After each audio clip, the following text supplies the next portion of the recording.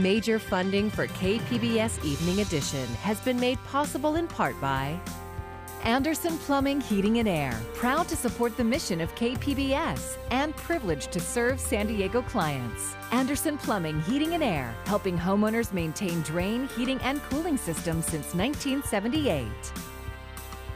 And by the Conrad Prebys Foundation, Darlene Marco Shiley, and by the following.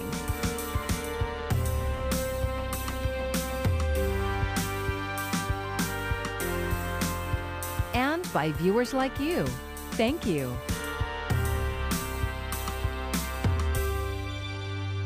Good evening. It's Monday, August 9th. Thanks for joining us. I'm Maya Trabulsi.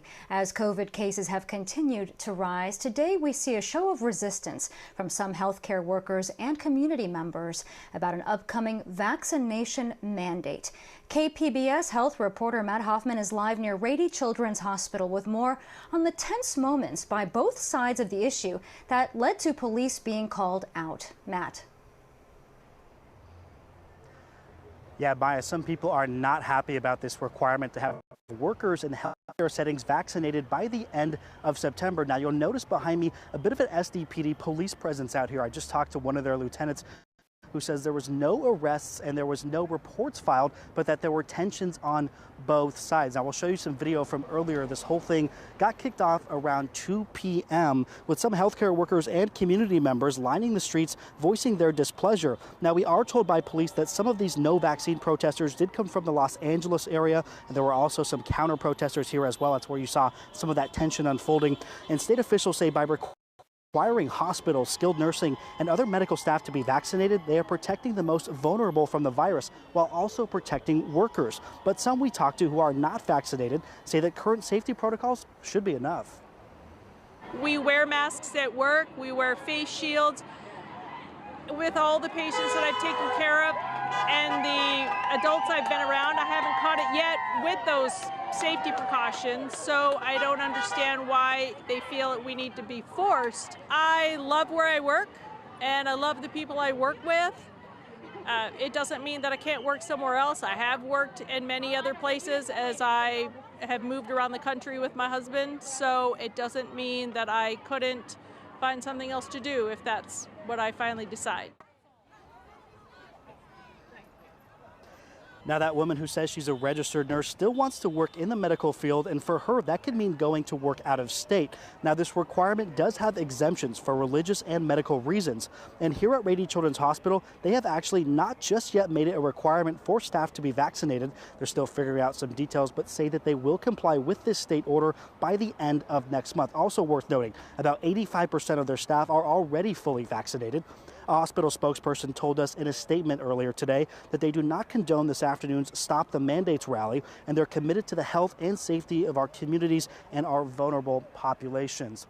Now, there's also a separate order that says healthcare workers, they have to show proof of vaccination status or be tested at least once per week. And here at Rady Children's Hospital, a spokesperson telling me that goes into effect this upcoming Wednesday. Here near the hospital, Matt Hoffman, KPBS News. The Pentagon now says it will require members of the U.S. military to get the COVID-19 vaccine by September 15th. And according to the Associated Press, that deadline could be pushed up if the vaccine receives final FDA approval or infection rates continue to rise. Defense Secretary Lloyd Austin's decision comes after President Biden told defense officials to develop a plan as part of a broader campaign to increase vaccinations in the federal workforce. In the fight against the pandemic, trends are going in the wrong direction. Hospitalizations and deaths are going up. Here in San Diego County, another 869 cases were reported today, following more than 1,300 cases yesterday. There is a glimmer of good news as vaccination rates are also climbing. But as Isabel Rosales reports, top health experts warn the unvaccinated need to do their part. As kids head back to school, it is safe. It is not as safe as it could be. There are worries and debates about how to best protect them from the more contagious Delta variant. While I understand the argument around not wanting to wear masks because we're fatigued, without question, student safety and staff safety come first. In at least 7 states, Mask mandates are banned. By state law, we are not going to have mask mandates in the public schools. Signs the pandemic is getting worse. Hospitalization and death rates have nearly doubled in the past 2 weeks. It gets me kind of mad that everybody's taking COVID as a joke, and it's not a joke. It's very, very serious. The number of new COVID-19 cases in the U.S. at its worst in 6 months. Florida just recorded its highest number of cases of all time. It's so high in Florida that I think that if Florida were another country, we would have to consider banning travel from Florida to the United States.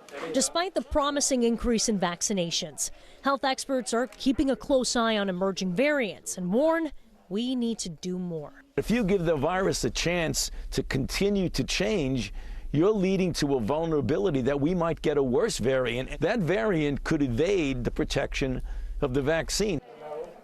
In Washington, Isabel Rosales, KPBS News.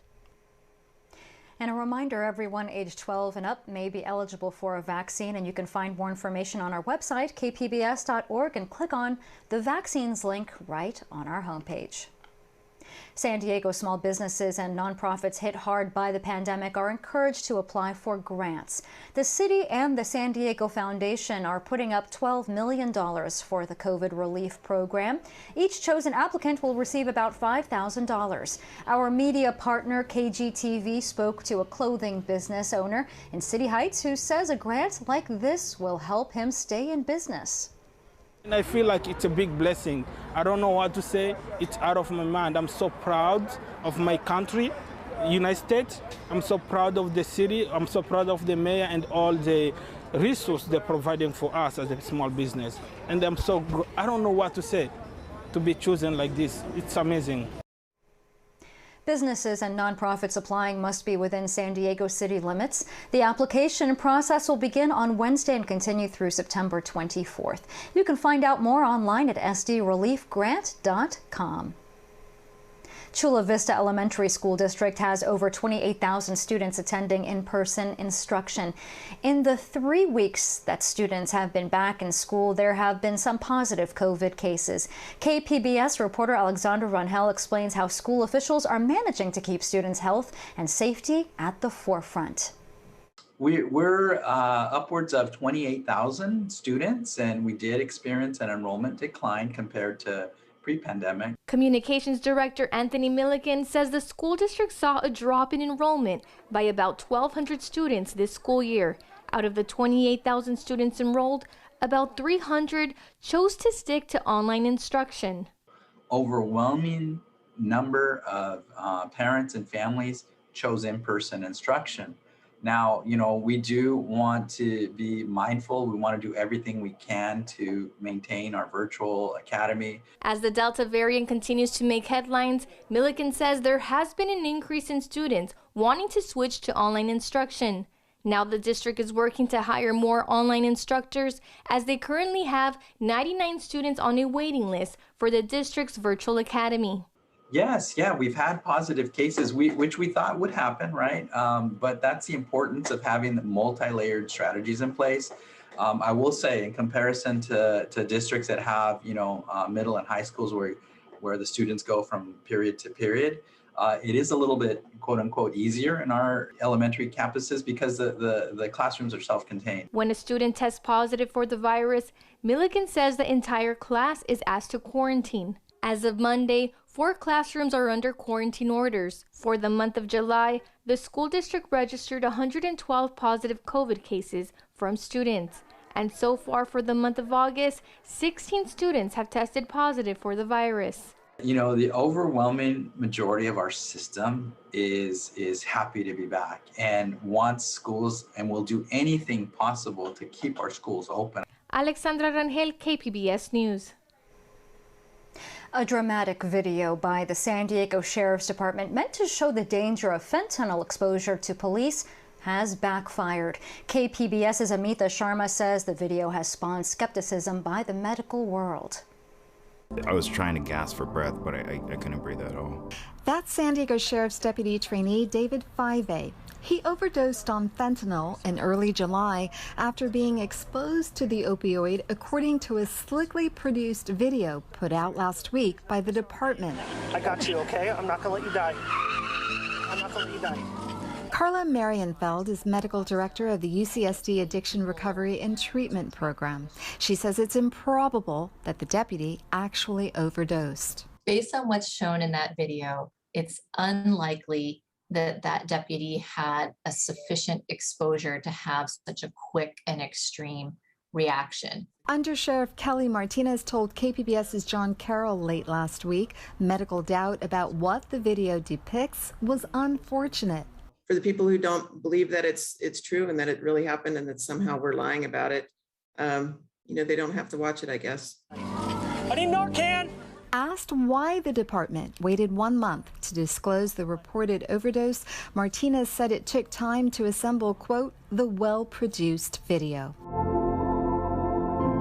Amita Sharma, KPBS News.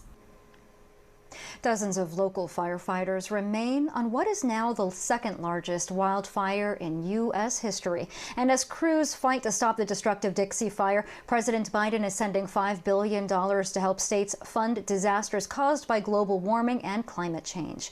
More now from reporter Daryl Forges.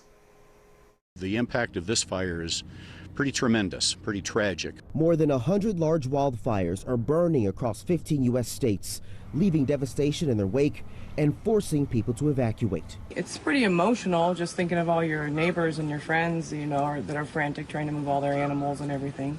California's Dixie Fire is the largest fire, burning for 26 straight days, scorching close to 500,000 acres. That also makes it the second largest fire in the state's history. The dries are getting a lot drier, and the heat and hot weather is a lot hotter than it's ever been. The extreme weather conditions, just likes of which we've never seen in our history. The U.S. isn't alone in battling wildfires. In Greece, more than 1,000 firefighters are battling dozens of blazes. Thousands had to evacuate to safety. How will I be able to rebuild what was there, says this man. When? This, as a landmark report from the UN confirms without a doubt that climate change is making weather events like wildfires and floods more extreme. The report says it's unequivocal that humans are causing the climate crisis, and the only way to avoid catastrophic change is to make deep cuts to greenhouse gas emissions and remove CO2 from the atmosphere. Climate change is a problem that is here now. Nobody's safe, and it's getting worse faster. Daryl Forges, KPBS News. A California researcher says climate change is already being felt. KPBS environment reporter Eric Anderson has more on that and the UN report just released. The evidence is no longer refutable. The report says humans have warmed the planet by more than 1 degree Celsius, and that will likely hit 1.5 degrees by 2035. That's a threshold the Paris Climate Accords were hoping to avoid. San Diego is already experiencing impacts linked to a warmer climate. There will be more extreme events, and they will happen more often. Those events, especially in a place like San Diego, are going to be the ones you're already familiar with: drought, fire, and flood. The warming climate is directly linked to the carbon humans put into the atmosphere. Speaking on KPBS Midday Edition, Edwards says it's still possible to avoid the worst climate change scenarios if carbon emissions don't continue to increase. But he says some changes already underway won't stop. Arctic ice will melt and sea levels will rise. Edwards says San Diego will also see new weather patterns.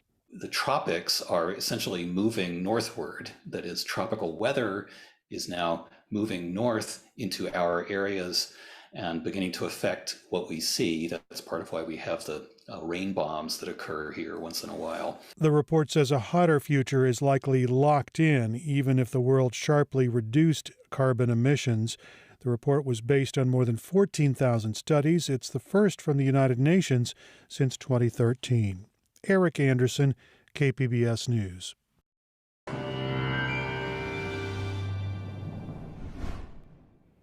Not a whole lot of change in the temperature department over the next couple of days. We're going to remain seasonably warm, but the increasing monsoon moisture is actually going to bring a couple thunderstorms here for the mountains and the desert region over the next day or so. Or tonight, we're going to drop back down into the low to mid 60s for Oceanside, upper 60s in San Diego, low 60s for Escondido, getting down to about 60 degrees in Ramona for that overnight low. Tuesday, the typical August-like heat continues across much of California, but you'll notice that here comes some of that monsoon moisture creeping in out of that southeasterly direction. That's going to try to push into some of the deserts and into the mountains here on your Tuesday as temperatures climb back up into the upper 80s in Escondido, upper 80s in El Cajon, Borrego Springs. You're up into the triple digits, but in Mount Laguna, again, you'll notice temps are in the mid 70s, and we do have that chance for a couple of thunderstorms, mainly during the afternoon hours. So you'll see those kind of bubbling up here. Just a little bit of green popping up here and there. Nothing widespread in the forecast, though, for your Tuesday into Wednesday. We will have the chance again on Wednesday afternoon, perhaps in some of the mountains, for a little bit more in the way of moisture. But again, the heat really is going to try to build in here, but most of it looks to be confined to Nevada and across northern portions of California. For us here in Southern California, not a whole lot of change in the forecast here. Temperatures near the coast are going to remain in the upper 70s to low 80s. Not going to see the influence of the marine layer much here over the next couple of days, so not a whole lot of fog in the forecast for the early morning hours. Further inland, temperatures generally in the upper 80s to low 90s, pretty seasonable for this time of year. And then you'll notice a little bit of moisture here in the mountains. A couple storms possible Tuesday and Wednesday. We look dry Thursday, Friday, but a few more storms possible as we head into the weekend on Saturday. And then in the desert, also the chance for just a couple of thunderstorm chances here over the next couple of days. And as a result, with that on Thursday, temperatures are going to fall briefly back into the upper 90s. For KPBS News, I'm meteorologist Jessica Pash. An effort to improve California's air quality could have unintended consequences for sport fishing. KPBS North County reporter Tanya Thorne spoke to boat owners who say a new proposal could cost them their businesses. Captain Joe Casiola says his company is finally making a comeback after COVID robbed him of a year of business. Ever since May, it pretty much took off. And I'd say because of the pent-up demand, we're really close to being back to normal. Captain Joe has owned Sea Star Sport Fishing in Oceanside for the last 40 years. And we do sport fishing trips. We do sea life adventures, which is whales, dolphins, birds. We do floating science lab with science labs. We do that with elementary and high school students. And then we also do the burials at sea. But just as business is back up and running, he has a new worry about some proposed regulations to improve air quality. The California Air Resources Board says current commercial boat engines are old and put out polluting fumes. Karen Caesar is a spokesperson for CARB. California has the worst air quality in the nation, and we have these federal standards that we have to meet, and it's often painful, but we have to make these regulations if we want clean air to breathe. CARB wants boat owners to upgrade to newer, less polluting engines. But the engines they're requiring don't exist in the U.S. for sport fishing vessels. There's no manufacturer in the United States makes them, but yet they're going to require us to put them in our boats. Well, if they're not there, how can you do that? The engines are made in Europe, but they're so big they physically don't fit on the fishing boats. And some of these boats are not going to be able to accommodate the equipment because there's equipment that you're going to have to add. CARB acknowledges the problem. David Quiroz is a CARB manager and says if a boat can't be upgraded, it would need to be retired from service, potentially sold in an out-of-state market. And that's not even possible. Nobody's going to do that. We can't do that. That basically takes us out of business. CARB suggests replacing old boats with new ones that meet the requirements. To actually build a new boat to replace what I have, anywhere from $1.2 to $1.5 million. And that's just one boat. So multiply that by how many boats? It's not going to happen. We can't do it. It's not possible. If the regulations are adopted later this year, boat owners will have 6 years to make the change. CARB suggests that during that time, sport fishing businesses raise their prices in order to start saving money for a boat loan. Frank Ursetti is the owner of H&M Landing, the largest landing on the West Coast. The customer base for these boats, for this type of activity, are the folks who can't afford to buy their own boat. They can't afford everything that goes along with owning their own boat, such as a slip, registration of that craft, maintenance of that watercraft, etc. What we're doing now is we are beginning the gentrification of recreational fishing. He said these regulations would devastate this industry and all the businesses that support it. Right here, right outside my door right now, there's over 2,000 jobs that would immediately go away. Those are the directly impacted crew members.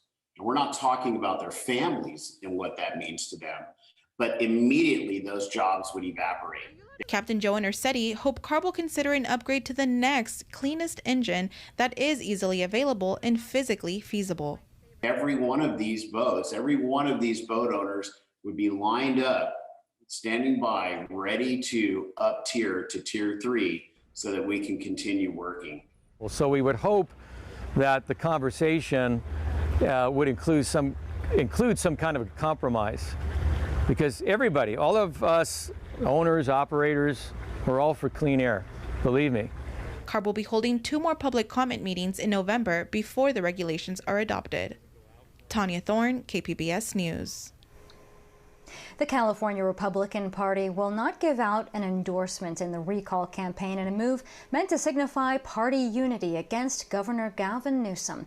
The crowded field of GOP hopefuls includes former San Diego Mayor Kevin Faulconer. Recent polls have shown the governor could be in a tight spot with his base of Democratic voters less engaged and less likely to turn out for the recall. It takes place on September 14th.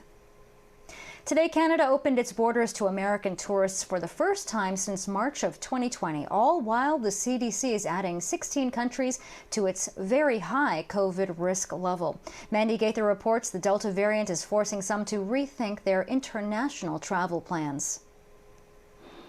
Should you stay or should you go? The Delta variant triggering changes in travel restrictions and health measures, making some travelers rethink their upcoming international trips. There are still lots of hoops to jump through. If you're vaccinated, if you wear a mask indoors and eat outdoors, you can manage your risk and make the best decision for yourself. Not long after countries in Europe, the UK, and others announced reopening plans and lifted restrictions, some have had to pivot, bringing back testing requirements. Even if you're vaccinated, you still need to take a test within 3 days of coming back to the U.S.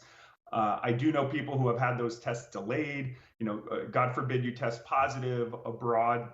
Depending on the country, you may even need to go into a mandatory hotel quarantine. On Monday, Canada reopened its borders, allowing fully vaccinated Americans in for the first time since March 2020. Canada, they're going to be vigilant about checking those vaccines. You still have to get tested. This comes as the U.S. Centers for Disease Control and Prevention added 16 destinations to its very high COVID-19 risk level, including Greece, Ireland, and the U.S. Virgin Islands. It's kind of interesting because the CDC has that level 4 warning for a lot of countries that actually are handling COVID a lot better than the U.S. Meanwhile, a victory for one of the world's largest cruise lines. A judge has ruled Norwegian Cruise Line can require passengers show proof of a COVID-19 vaccination before boarding any of its ships in Florida. The Florida governor's office says they will appeal.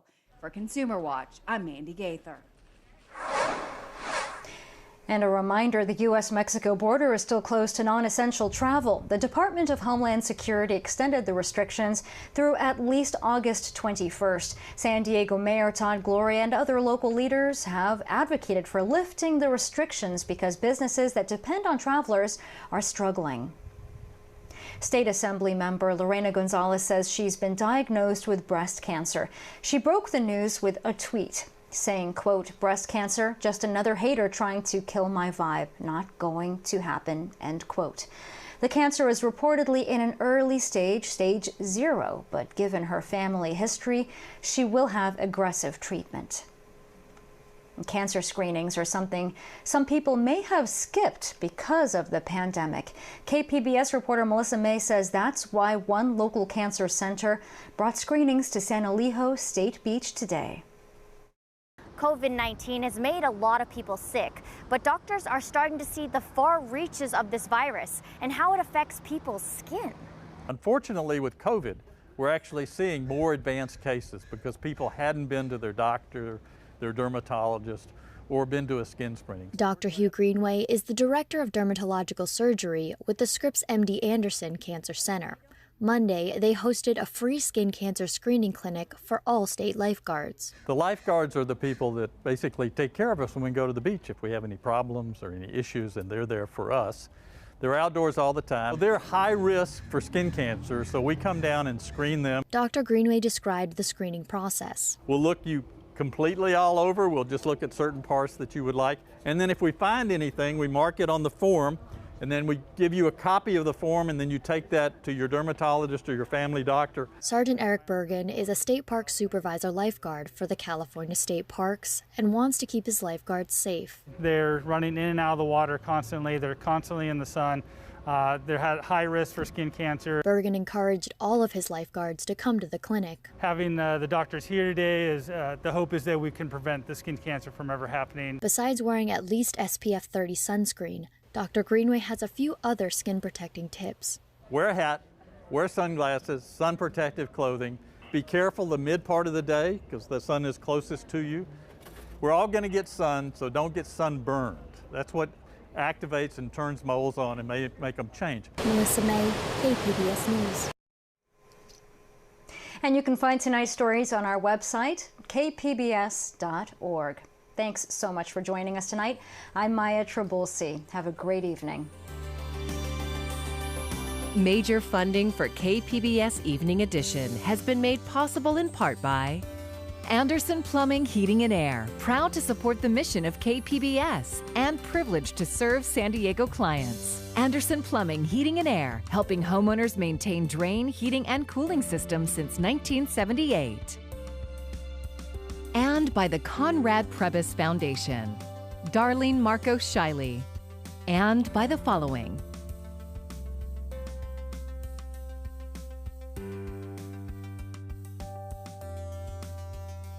And by viewers like you. Thank you.